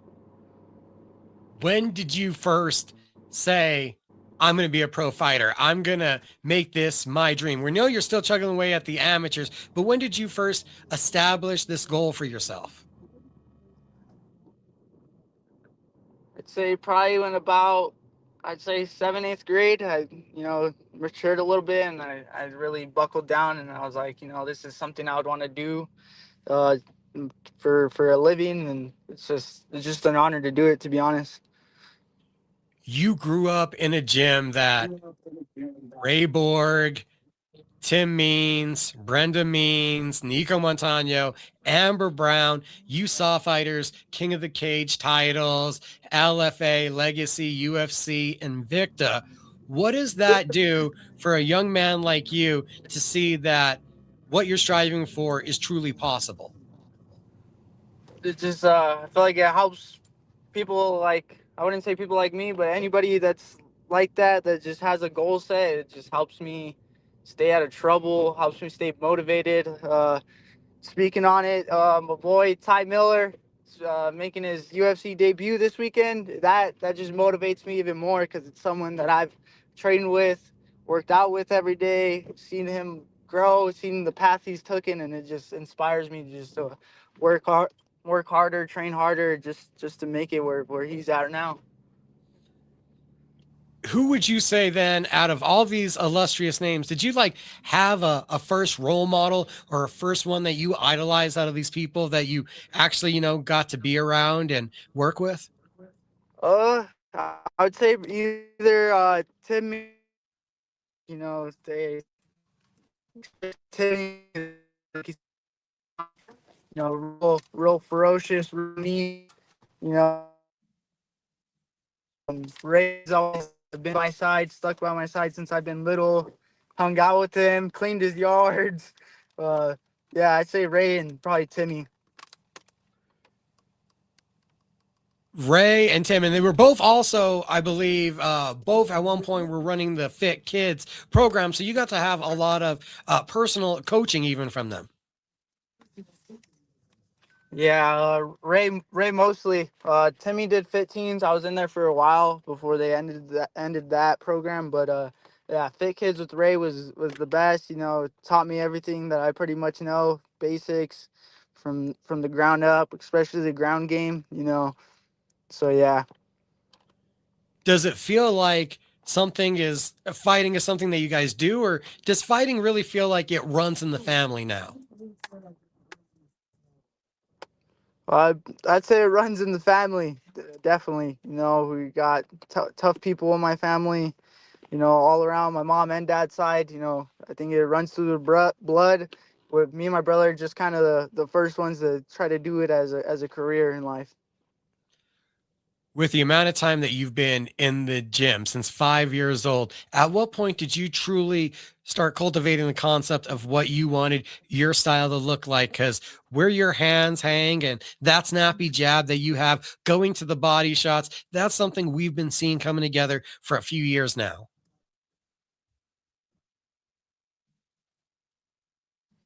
Yeah,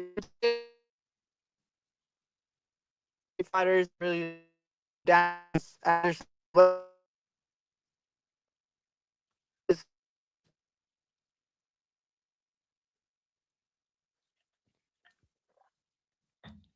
Appears we're having a I'd couple say signal I issues. Oh, like a there he mix is. of like Sean O'Malley and Nate Diaz. A mix of Sean O'Malley and Nate Diaz. That's the goal. That's what you want your style to look like. Yeah, I feel like I act, walk, and talk like Nate Diaz, and I like to be a fancy and showman like Sean O'Malley when I'm in the cage.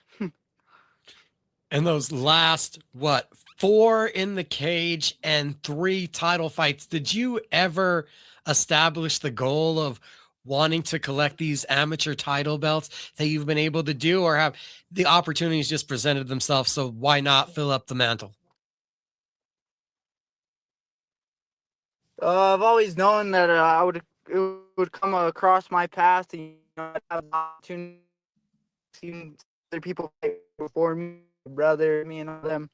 Uh, but kind of like you said, just an opportunity came up, and I'm willing to take it. So you know, got 3 bouts now. I'm gonna fight for my 4th one now. And talking about that, another title belt, Sparta Combat League, another promotion that you've been quite frequently active with, heading up to Colorado. What do you feel is paramount for you to bring back a 4th title? This one means a little more to me because you know they already fought for my belt, so this guy pretty much, I would say, took my belt without fighting me. So I'm ready to beat his ass and bring it back home to the 505. Is there something that stands out about Luis's game so far? He has 3 MMA wins of his own right. Is there anything that you've seen out of him that really stands out? Too much. I know he's from a pretty good gym out there in Denver. You know, I know Corey Sanhagen and all them train out there, but seems like another typical guy that says he has some decent stand up. I could see him trying to stand, you know, like all the guys they're gonna duck and shoot. I'm You, just s- ready for the defend the takedown and do what I have to do to get the dub. you said he's the typical guy. Why are you not the typical guy?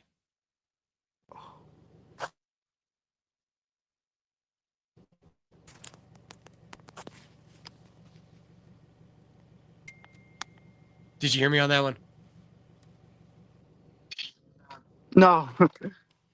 I said you called him typical. What is not typical? What makes your game extraordinary? Uh, I wouldn't say I'm very, I'm pretty basic, stick to the 1-2, 1-3, nothing flashy.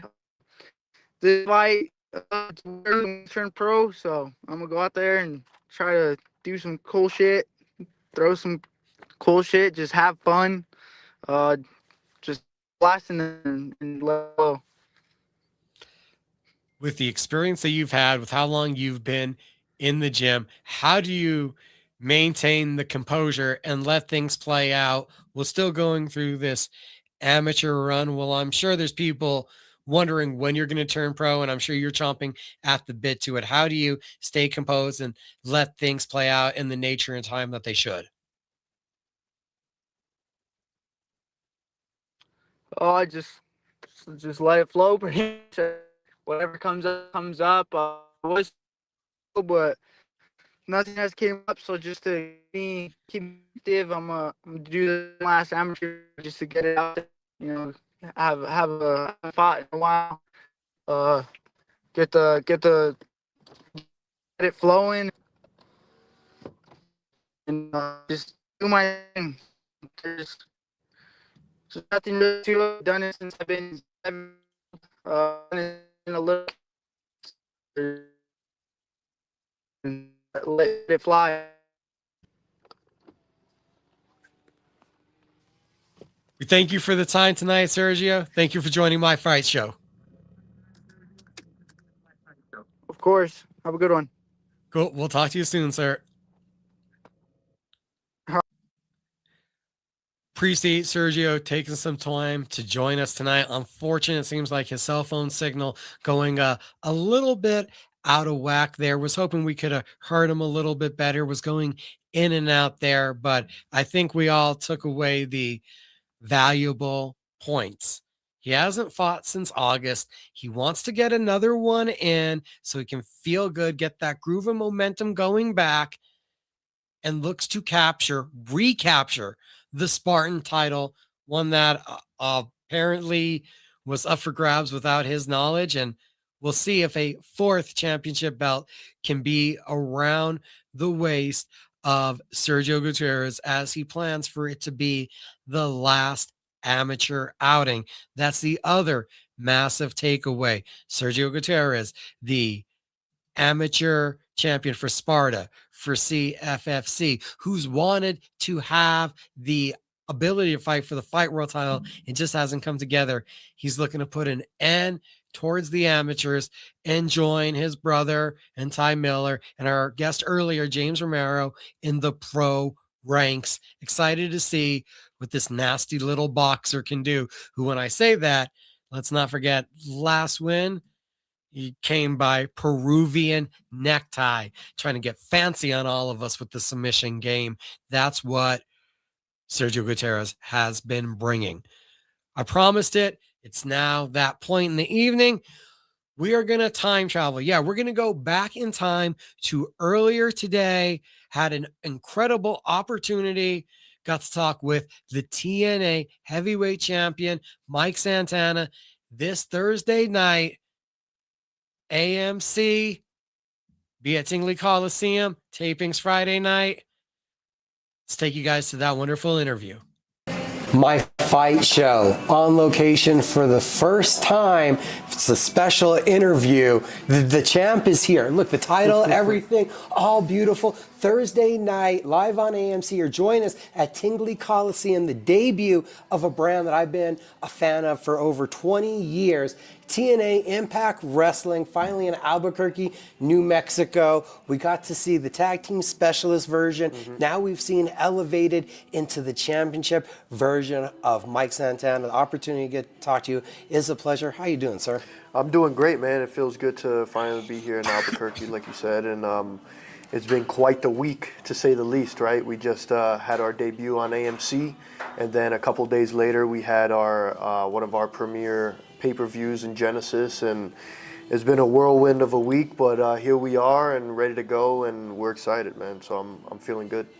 A whirlwind. Does that compare to the situation for you at all? That world champion 2 times already is what we read next to the Wikipedia. How quickly everything it feels like has changed, or Mm-hmm. has it felt like it's been a long time coming for you? Honestly, man, things in pro wrestling seem to move really fast. As you know, things could change in the blink of an eye. But for me in my journey, I think it's been a long time coming for sure. You know, like you said, I had established myself as a tag team for 10 years and, you know, had a lot of major success and did a lot of great things, which I'm very proud of. And then finally I got to a point where it was like, I was like, all right, what's next? What's the next test and the next obstacle that I want to learn from? And thankfully, you know, I was able to do what I got to do, and I took that bet on myself, and here I am, man, just putting in the work, continuing to show why I'm in the position that I'm in, and,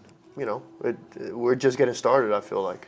If you take us back a couple of years, that betting on yourself, Yeah. what was it like in the tandem, you and Ortiz coming into a place in TNA and representing a brand like LAX, something that had already been established, was in the wrestling culture, in the Latin culture, what that tag team had meant, and then you guys coming in and being that new version? It was a huge deal. I mean, one of our mentors was Homicide, right? Coming out of the New York City scene, he was someone that I've known since I was a young child. He's seen my entire career. You know, he was always a mentor for me. So getting to be in a position where I was going to fill his shoes was a huge deal, and also being under the learning tree of Conan, right? Who was one of the biggest legends in professional wrestling, in lucha libre, such a influential figure.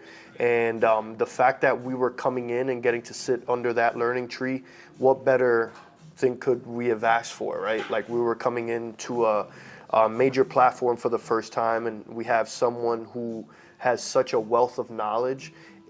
If we didn't succeed, it was going to be on us, because all the tools were laid out for us, and it was up to us to put them to work. And thankfully we did, and it's gotten us here, and it's gotten me here, and I'm thankful, man.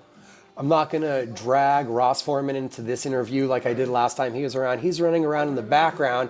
He'll know the foundation of TNA. Tag team wrestling was so important to that brand. I told him he got a kick out of it. First interaction I have with the brand is seeing Rock and Rave Infection versus the Voodoo Kin Mafia. Yeah, We go up to Team 3D, Beer Money, Motor City Machine Guns, and then the version that you and Ortiz put together of LAX, I feel deserves right in that notoriety with those tag teams. What does it mean that you guys were able to accomplish kind of that legendary notoriety? It's awesome, man. Like, again, we put in the work and we got the results, right? And I think the fact that we were able to fill those shoes, which weren't easy shoes to fill, right? Like the original LAX, they were so established and such a popular team. And the fact that we came in, and again, we have one mouth and two eyes and two ears for a reason, right? So our thing was just observe and use those tools. And thankfully it allowed us to establish ourselves. And again, like, and still to this day, I use those tools to my advantage, right? It's because of those experiences that have gotten me to the world title and here today. So I'm thankful.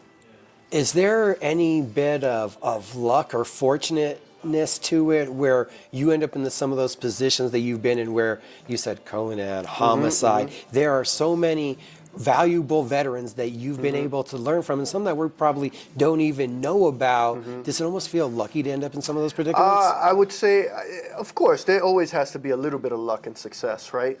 Timing is everything, but I'm also a firm believer in everything happens the way it's supposed to happen, right? And if you keep your nose to the ground and you keep putting in the work, then you get the results. And I think that's been a story of my life and my success to this day. You know, I know that I've never been one to yap or brag or be loud about anything. I let my work do the talking, and it's gotten me to this point, so why change it, right? What was the thought process like of saying, okay, it's time to separate from the tag team business and now start concentrating on myself as an individual? Not just that, but how do you expand on who Mike Santana is? Because there's a version that we knew, but that was in the form of a tag team. So how do you start thinking about how you wanted to be presented as that individual? I think a lot of it came from wanting more in my career. During that time, I felt like things got a little bit stagnant, and I just felt like, listen, I always have this mindset of like, I didn't get this far to just get this far. I always know, my dad used to always tell me that the top of one mountain is the bottom of another, and I'm a firm believer of like, there's always something next. There's always something to keep chasing, and I felt like at that time, it was just time. Like that's how I felt. I felt it in my gut, in my heart, and I had spoken to a lot of people who had mentored me and things like that. And also, I just thought like I was dealing with a lot of things at that time in my personal life. So stepping away, dealing with those things, coming back fresh was all needed, right? And I think the way I wanted to present myself was just as me. I've always said that one of my favorite wrestlers growing up was Bret the Hitman Hart. His authenticity was what drew me in, right? And I always said that that's how I want to be. I want to be someone that anybody from any walk of life could connect to because they see a little bit of themselves in me, right?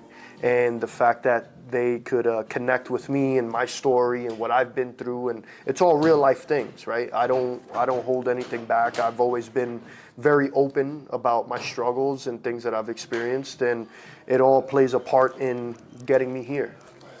And that's something very delicate that here in TNA, you guys were able to portray in a way that's been hard in other places. We'll all remember back to the Road Warriors with Hawk, what was the Hardys with Jeff, and how there's been some semblance of the substance abuse problems coming up.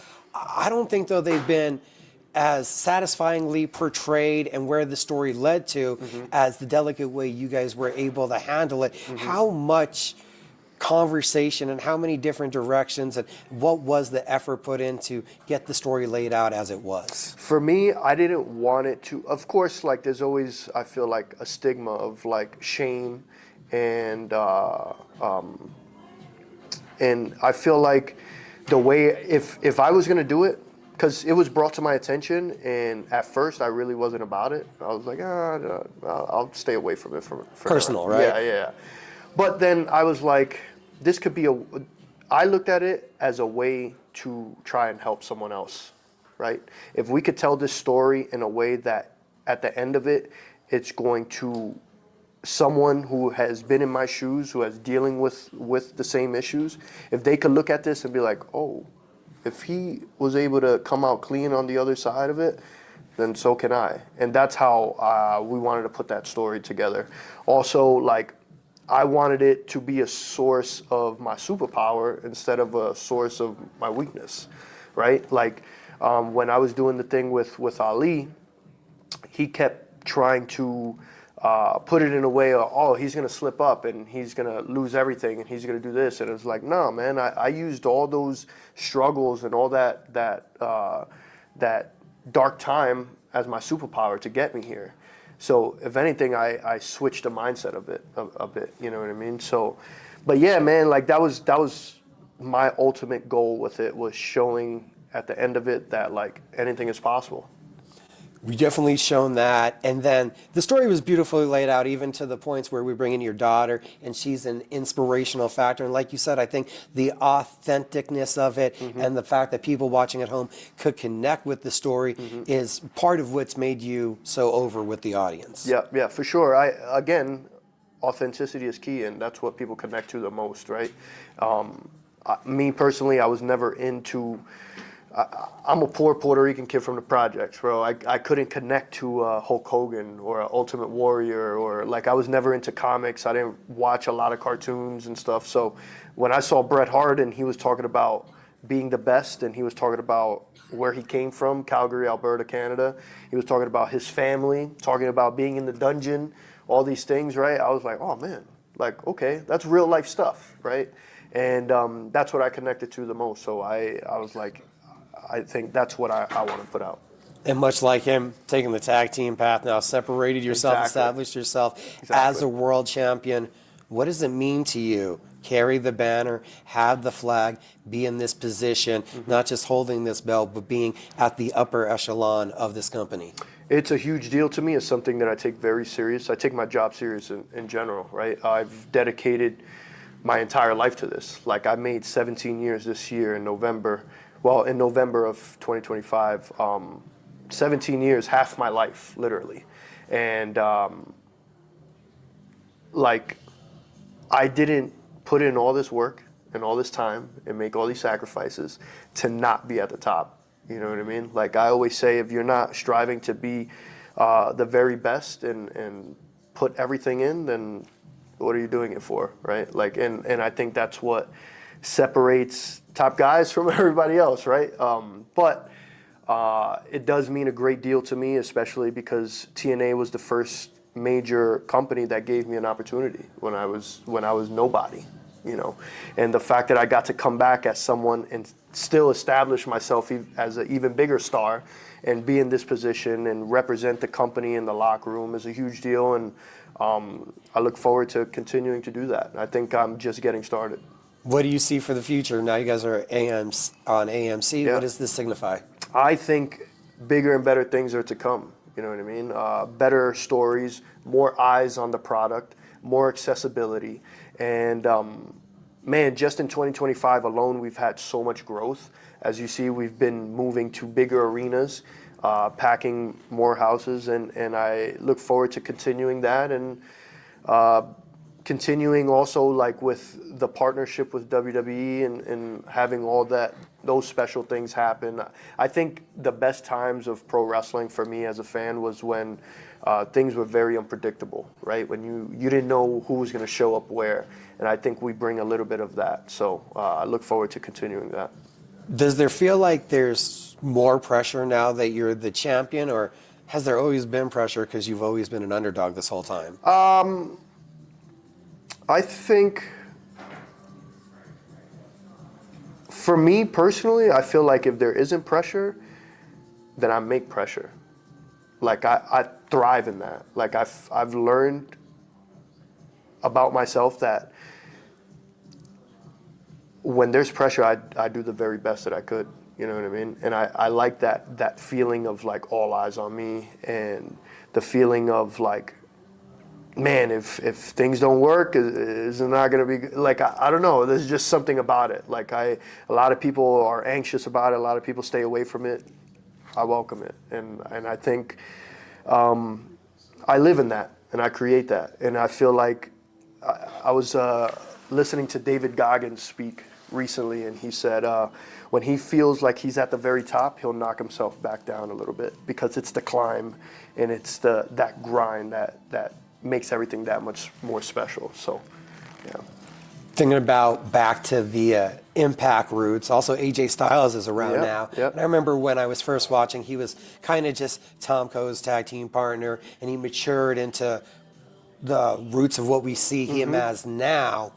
Do you feel like you've hit that point where we're seeing you start to culminate what that ultimate version of what you have envisioned for Mike Santana is going to be? 100%, 100%. I feel like I'm just entering that right now. And again, I'm only 34 years old.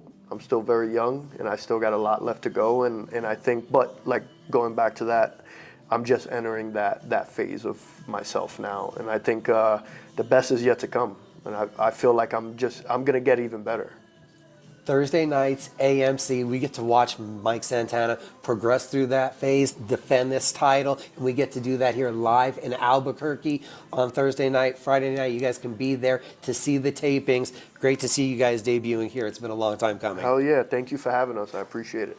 My pleasure to have Mike Santana on My Fight Show.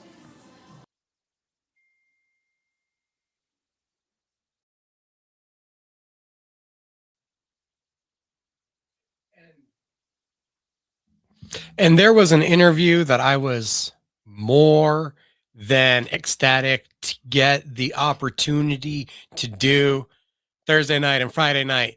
You can find me at Tingley Coliseum. Definitely have to be there and be able to watch the debut of TNA Impact Wrestling in the Duke City. I've said it too many times in the last couple of weeks. Been a fan of the product for over 20 years. Cage Minds Fight Hour debuts Saturday morning, ESPN Radio Albuquerque, 1017 The Team. Jalen Fuller's going to join me. We're going to take an in-depth journey with him, get into his March 22nd title defense, putting the APFC welterweight title on the line. Saturday night, the Borgs and Robbie Ray will be joining me here in studio for a watch along for UFC 324. Shout out to James Romero this week with his picks. He's going with Gaethje. He's going with O'Malley. We'll see what he thinks next week as the UFC's heading to Australia, and we'll see how those picks ended up working out for James. We have a whole bunch in store for next week. I guess I'll let you guys in on the news that the first Tuesday of February, I'm going on vacation. Been a long time since I've been on vacation, going on vacation. So that means next week, we're not just going to be talking UFC 324, 325. We also got to talk Knuckle Mania. There's going to be a whole lot to talk about next week. Whole ton planned for my fight show. We got a bunch of feature interviews before I go out of town going up on the website. So much going on. Got to thank Robbie Ray Media for all the help with the video footage for the Mike Santana interviews, for the interviews you guys are going to be seeing coming out this week. Barber Gabe's Fades. Get on over there or book at barbergabesfades.net. Appreciate them for all the support. There are big things coming even for my fight show.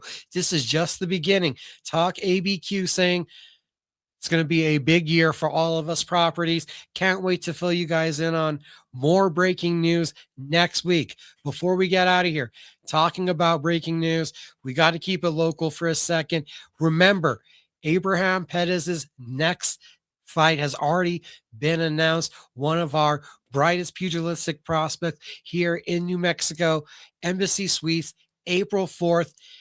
Esnith Domingo gonna be the opponent from the Philippines. Josh Pitbull Torres and Christian Cabral, both expected to be on that card. And talking about news on local New Mexico boxers, Jose Luis Sanchez back in the ring.